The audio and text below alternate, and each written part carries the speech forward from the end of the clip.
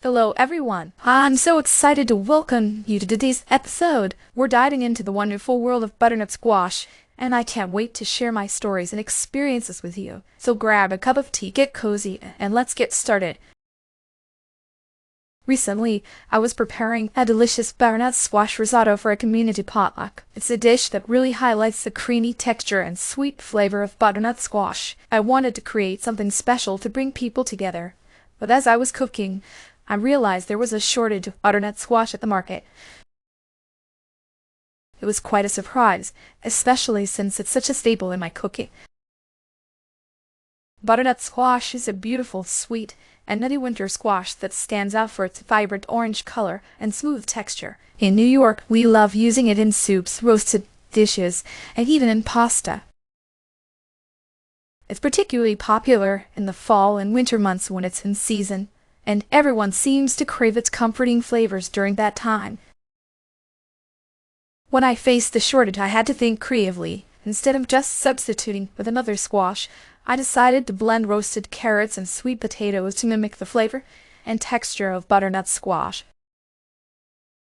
The result was a vibrant, colorful risotto that everyone loved. The feedback was amazing, and it felt great to turn a challenge into something delicious. That sounds incredible, Chloe. I love how you turned a shortage into a creative opportunity. What inspired you to use carrots and sweet potatoes specifically?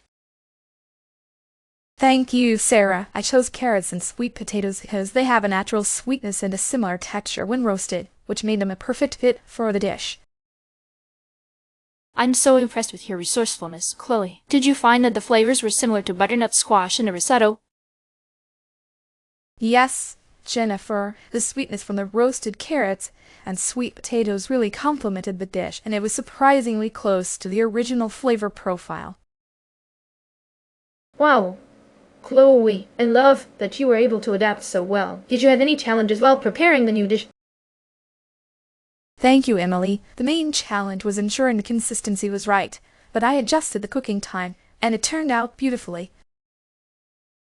That's such a clever solution, Chloe. I'm curious, how did your community react to the new dish at the potluck?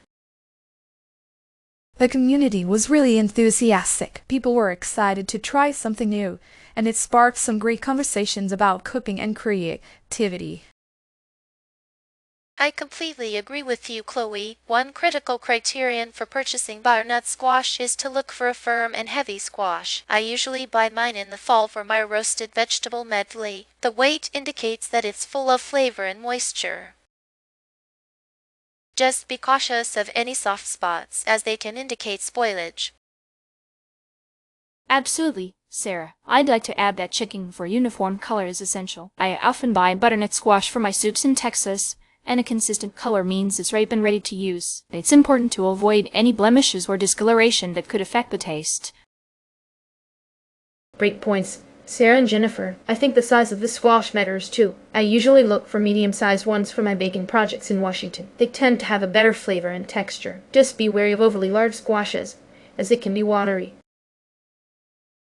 I love those insights. I'd like to emphasize the importance of checking the skin texture. I buy butternut squash for my food truck dishes in Florida, and a smooth skin indicates freshness. Just be careful of any wrinkles, as that can mean the squash is past its prime.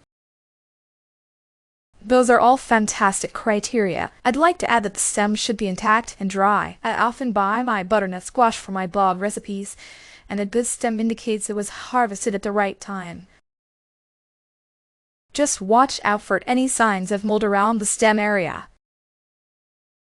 If butternut squash is unavailable, I often use acorn squash in California. It has a similar sweetness, but it's a bit denser. I love making stuffed acorn squash during the fall, and it brings the unique flavor to the table.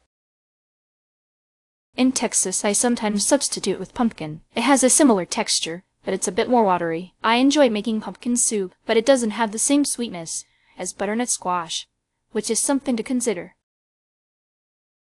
I prefer using tart butternut squash in Washington. It's sweeter and creamier than butternut squash, making it perfect for pies. However, it has a thicker skin, which can be a bit challenging to work with compared to butternut squash.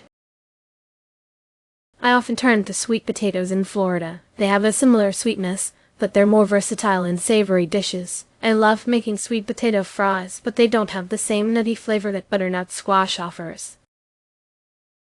Wow, what an inspiring discussion we've had today. We've covered everything from my creative solution to the butternut squash shortage to the various alternatives each of you suggested. Sarah highlighted the importance of firmness. Jennifer emphasized uniform color. Emily discussed size. Maya focused on skin texture. And I mentioned the stem condition. I'm truly grateful for all your contributions and the creativity you've brought to this conversation. Thank you so much for joining us today, everyone. It's been a pleasure sharing our thoughts on butternut squash. I encourage all of you to try new ideas in your cooking, and I can't wait to see what you come up with. Until next time, take care and happy cooking.